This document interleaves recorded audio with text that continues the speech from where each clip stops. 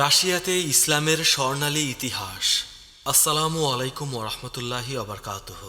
রাশিয়াতে ইসলামের স্বর্ণালী ইতিহাস সেই সাহাবিদের জামানা থেকেই, যেখানে স্পেনে ৮০০ বছর মুসলমানরা শাসন করেও ইসলাম মুছে গেছে, কিন্তু রাশিয়াতে ইসলামের একটা ভালো মাঝামাঝি অবস্থান ছিল সব সময়।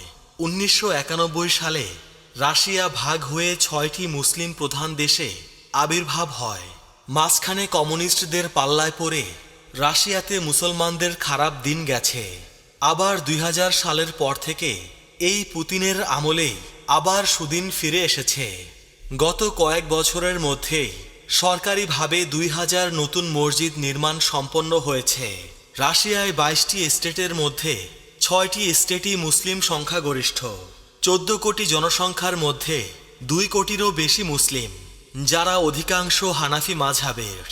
সারা পৃথিবীতে অধিকাংশ রোমান ক্যাথলিক খ্রিস্টান হলেও রাশিয়াতে অর্থোডক্স খ্রিস্টান। ইসলামের ব্যাপারে পুতিন বলেছিলেন, ক্যাথলিক ধর্মের চেয়ে অর্থোডক্স খ্রিস্টান ধর্ম ইসলামের অনেক কাছাকাছি। রাশিয়ায় চার্চ আর মসজিদ দেখতে অনেকটাই একই রকমের। চার্চের ফাদাররাও লম্বা দাড়ি এবং জুব্বা পরে, মেয়েরা হিজাব বোরকার মতো জামা পরে। পুতিন চেচনিয়া শরিয়া আইন বাস্তবায়ন করার অনুমতি দিয়েছেন। রাশিয়ার প্রেসিডেন্ট পুতিন বলেন, ইসলামের সর্বশেষ নবী হজরত মুহাম্মদ সাল্লাল্লাহু আলাইহি সাল্লামকে বিদ্রূপ করা মানেই মত প্রকাশের স্বাধীনতা নয়। তিনি বলেন, নবীকে বিদ্রূপ করার অর্থ ধর্মীয় স্বাধীনতার লঙ্ঘন এবং যারা ইসলাম ধর্মকে বিশ্বাস করে তাদের বিশ্বাসের প্রতি আঘাত।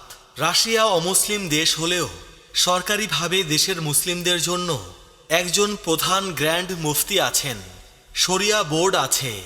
অথচ আমাদের বাংলাদেশের প্রধান মুফতি কে? পিউ রিসার্চ সেন্টারের ২০১৯ সালে প্রকাশিত একটা সমীক্ষায় দেখা গেছে যে ৭৬% রাশিয়ান নাগরিক তাদের দেশে মুসলমানদের প্রতি অনুকূল ভালো দৃষ্টিভঙ্গি পোষণ করে। একটা অমুসলিম দেশ হিসেবে এটা অনেক বেশি, কারণ যেখানে আমেরিকা ইউরোপে মুসলমানদের বর্ণবাদের শিকার হতে হয়, অনেক দেশে হিজাব আজান নিষিদ্ধ, সেখানে রাশিয়ার চেচনিয়ায় শরিয়া আইন বাস্তবায়িত করার অনুমতি দিয়েছে।